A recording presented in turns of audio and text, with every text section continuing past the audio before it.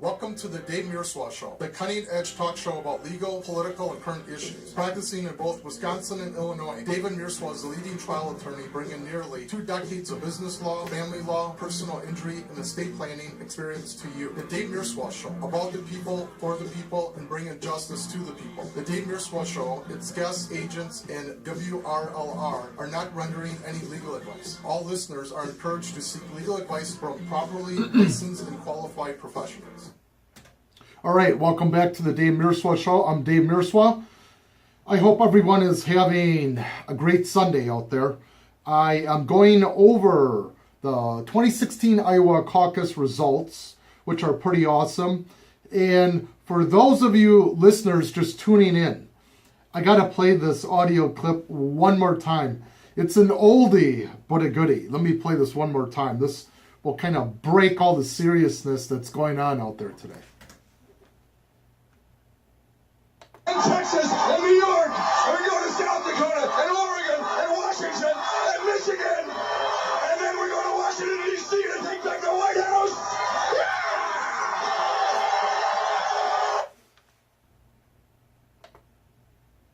And New York, and we're going to South Dakota, and Oregon, and Washington, and Michigan, and then we're going to Washington, D.C. to take back the White House. That's right, that was Dean Howard. You guys remember the blast from the past? Dean Howard, yeah! So, I always take the topics that I talk about pretty serious, but to get through life, I've been a lawyer for almost 20 years. And people always come up and they ask, how did you survive being a lawyer for 20 years and with all the stuff that happens? And usually they use the word that I can't say on broadcast radio waves, but how do you put up with all the stuff? How do you put up with all the BS? I guess BS is a good word. And one of the things that I've learned, I'm 48 years old, and one of the most important things that I've learned is having a great sense of humor. If you don't have a great sense of humor, life is gonna roll. It's gonna steamroll you over, and you don't have a chance. And all these people that walk around, I understand the anger. Look, I'm with you. I'm with you, all you friends and listeners out there that are mad. You guys are PO'd. I get that. And with all the BS that's been handed to us, especially here in Illinois, I started this radio show to fight back. They have a voice, that you people out there have a voice through me. So we are no longer sitting down, we're standing up. That's a huge part of this show. I get that, but you also got to have a good sense of humor to get past some of these moments that are sprung on us by our so-called leaders. All right, the next audio clip here, I want to play Hillary Clinton. This is Hillary Clinton after she barely officially won Iowa. But here's what's going on. A whole bunch of Iowa precincts are saying that they didn't get the results in time or that they were allegedly fraudulent. So Bernie Sanders could have won. But let's listen to Hillary Clinton after she barely won the Iowa caucus. And she started off with like a 30 to 40% lead. But here's what she has to say. So as I stand here tonight, breathing a big sigh of relief, thank you, Iowa.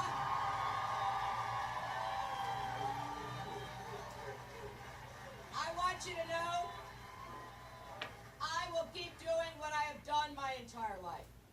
I will keep standing up for you. I will keep fighting for you. I will always work to achieve the America that I believe in, where the promise of that dream that we hold out to our children and our grandchildren never fades, but inspires generations to come. Join me. Let's go win the nomination. Thank you all, and God bless you.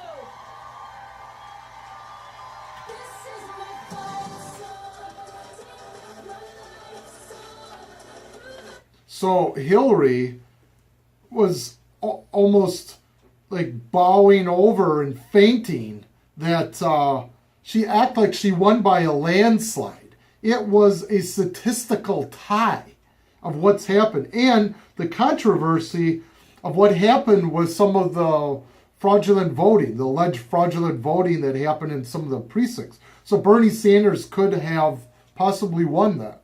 So that's an important point from last week. So let's play what Bernie Sanders had to say about money ruining politics. And this was in a debate last week on MSNBC. There is this attack that he is putting forth, which really comes down to, anybody who ever took donations or speaking fees from any interest group has to be bought. And I just absolutely reject that, Senator. And I really don't think these kinds of attacks by insinuation are worthy of you. And enough is enough. If you've got something to say, say it directly. But you will not find that I ever changed a view or a vote because of any donation that I ever received. What? And I have stood up and I have represented my constituents to the best of my ability, and I'm very proud of that. So I think it's time to end the very artful smear that you and your campaign have been carrying out in recent weeks. And let's talk about the issues.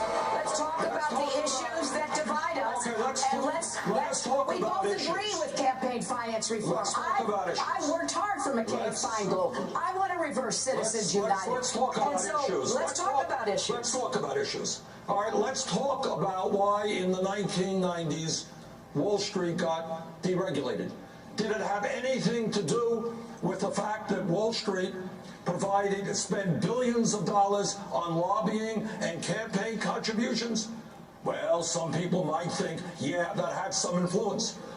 Let's ask why it is that we pay by far the highest prices in the world for prescription drugs, and your medicine can be doubled tomorrow, and there's nothing that the government can do to stop it. You think it has anything to do with the huge amounts of campaign contributions and lobbying for the fossil fuel industry?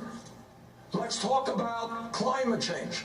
Do you think there is a reason why not one Republican has the guts to recognize that climate change is real and that we need to transform our energy system?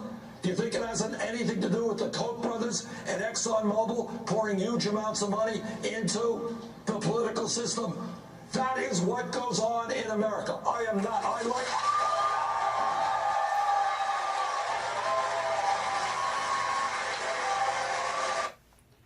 All right, so the audio clip goes on and on and on, and I want to try to get as much as I can get packed into this hour today. So Hillary said that she was never influenced by all the money that she was given. Give me a break. There is an investigation going on right now between the Hillary Clinton and Bill Clinton Foundation and the monies that they took in while she was part of the state and going around to all these countries, a conflict of interest. And this past week, the email scandal continues. There was another 30, the top secret emails that they can't even release to the public was found, and this was released by the State Department. So this was not released by the FBI. This was released by the State Department. The State Department, the very department that she was head of. So this isn't going to go away. I am looking seriously at the FBI to recommend some kind of indictment of her to the Justice Department and possibly some other support to the State Department. So that is an ongoing matter that isn't going to go away. Let's hear what Ben Carson has to say about Ted Cruz's win last week. So let me get this audio clip in. All right, Steve, well, how did Ted Cruz defy the polls and win first place in Iowa? Dr. Ben Carson says he cheated. Overnight, his campaign releasing this statement. Listen, there has never been a more tainted victory in the Iowa caucuses, from the mailing denounced by the Iowa Secretary of the State to his abject lies about Dr. Ben Carson. Senator Cruz demonstrated he is a worst kind of Washington insider. No candidate who claimed to be an outsider would stoop to these tactics. Here to address this for the first time, Dr. Ben Carson. Good morning, Doctor. Good morning. Okay, what are we talking about? What dirty tricks?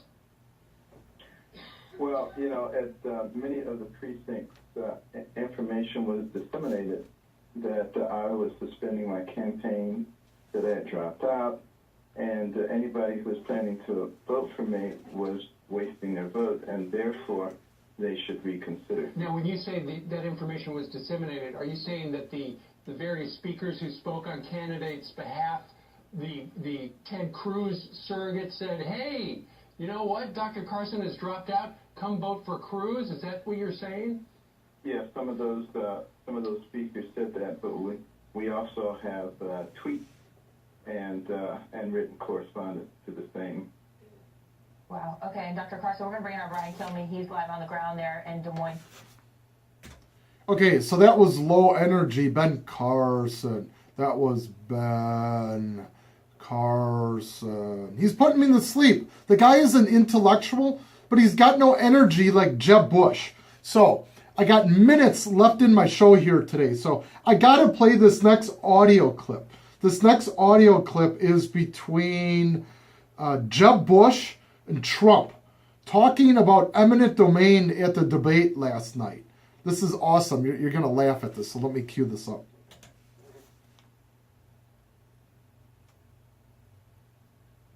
Very Catherine, thank you. We want to turn now to the issue of eminent domain, which is being debated right here in New Hampshire. And Josh McKelvin is the political director, the anchor of WMUR-TV. Josh? Thank you, David, and good evening, candidates. Mr. Trump, you have said, quote, I love eminent domain, which is the seizure of private property for the sake of the greater good, theoretically. You've tried to use that measure in business endeavors. You've said you'd support its use for the Keystone Pipeline project. Here in New Hampshire, a project, though, known as the Northern Pass, would bring hydroelectric power from Canada into the northeastern grid. Do you see eminent domain as an appropriate tool to get that project done? Well, let me just tell you about eminent domain, because almost all of these people actually criticize it. But so many people have hit me with commercials and other things about eminent domain. Eminent domain is an absolute necessity for a country, for our country. Without it, you wouldn't have roads, you wouldn't have hospitals, you wouldn't have anything. You wouldn't have schools, you wouldn't have bridges. You need eminent domain. And a lot of the big conservatives that tell me how conservative they are, I think I'm more than they are, they tell me, oh, well, they all want the Keystone Pipeline. The Keystone Pipeline, without eminent domain, it wouldn't go 10 feet, okay? You need eminent domain. And eminent domain is a good thing, not a bad thing. And what a lot of people don't know, because they were all saying, oh, you're going to take their property. When eminent domain is used on somebody's property, that person gets a fortune. They get at least fair market value, and if they're smart, they'll get 2 or 3 times the value of their property. But without eminent domain, you don't have roads, highways, schools, bridges, or anything. So eminent domain, it's not that I love it, but eminent domain is absolutely, it's a necessity for a country, and certainly it's a necessity for our country. So would that be yes on the Northern Pass project? Josh, the difference between eminent domain for public purpose, as Donald said, roads and infrastructure, pipelines and all that, that's for public purpose. But what Donald Trump did was use eminent domain to try to take the property of an elderly woman on the Strip in Atlantic City. That is not public purpose. Okay, so that was Jeb Bush trying to get tough. You know, this guy, from the start of his campaign, he has tried to be a tough guy, he tries to call himself a possible outsider, but he's not. He's a complete insider. And here's what he doesn't get. Just like Hillary Clinton, they don't get it. That we are burned out from the Clintons, and we are certainly burned out from the Bushes. No one wants to talk about him anymore, let alone hear from him. So, those are the results from the 2016 Iowa caucus. There was a debate last night on recorded on YouTube, so you can go there as well on ABC, I believe it was. So you should get out there and hear that. I always like to end my show with responding to emails that I get. And this is so important that this email I got probably 3.5 months ago. I forget how long ago. But it's so important, the information that this person was asking. They said, Dave, love the show. What do I need for estate planning? Just the will? Question mark. And no, a will is not good enough. A will cause you, if you got enough money, usually above $100,000 in Illinois, or if you own real estate, you must go to probate court. And that's a trick that lawyers use so they can get attorney's fees. So one of the things that I got 5 things I'm going to recommend here. I got about 3-4 minutes left in the show. So let me talk about the 5 things that you need to answer this person's email. Number 1, you need a living revocable trust. A living revocable trust that keeps you out of probate. It keeps all the information private, so no one knows what happens after you pass away. It's a private transaction between the attorney and the heirs. So that's a LRT, a living revocable trust. The next one is known as a pour-over will. Not just a regular will, a pour-over will. And the pour-over will works in conjunction with the living revocable trust, and that anything that doesn't hit the LRT hits the pour-over will. The next one is power of attorney for health. Let me repeat that. Power of attorney for health. If something happens to you, you're in a car accident, you're rendered unconscious, or you're in a hospital and they give you so many drugs that, again, you were rendered unconscious. You cannot make medical decisions. I don't think you want doctors making life-prolonging decisions for you. So you have a loved one that steps in. That's a power of attorney for health. Number 4, you need a durable or a general power of attorney. Again, a durable or general power of attorney. If you are rendered unconscious or you are unable to make your financial or person decisions, a power of attorney, a durable or general power of attorney can be enacted, and you can make financial decisions and a whole bunch of decisions for your loved one, okay? And here is a golden nugget for all your friends and listeners out there. I guarantee you, all these estate planning attorneys do not use this form, but I do. It is so important. It's what's known as a HIPAA medical authorization. HIPAA, HIPAA medical authorization. This allows an attorney or your loved ones to go get medical records so you can make an informed decision on what to do with a loved one for, let's say, surgery or shutting off all the ICU so they could pass away in peace. Or, more important, if you want to bring in a doctor who doesn't have those hospital privileges, you can go get these medical records, bring it to another doctor for a second, third, or fourth medical opinion. So those are the 5 items that you need for a estate plan. So let me repeat that real quick. That's LRT, Living Revocable Trust. Number 2, pour-over will. Number 3, power of attorney for health. Number 4, power of attorney, general or durable power of attorney. And number 5, HIPAA medical authorization. I have a great article on wills at my website, law540.com, law540.com, law540.com. Go to my resource page. I have what's known as a factual sheet, and it dispels all of the rumors and what goes into a will. A will is not good enough. So check that out, law540.com. In ending my show today, I always want to encourage you listeners to have your kids tune into the show. And also, I'm on Facebook.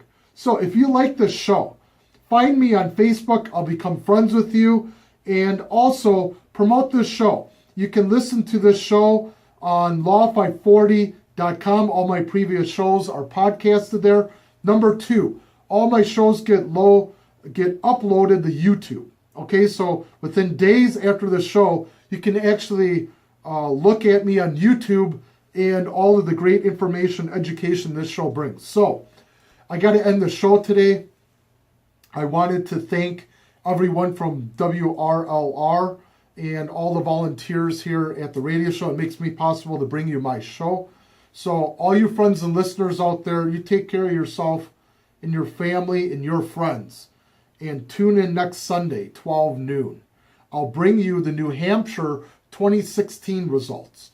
That's New Hampshire 2016 results next Sunday at 12 noon. Take care of yourself now. Talk to you next Sunday, 12 noon.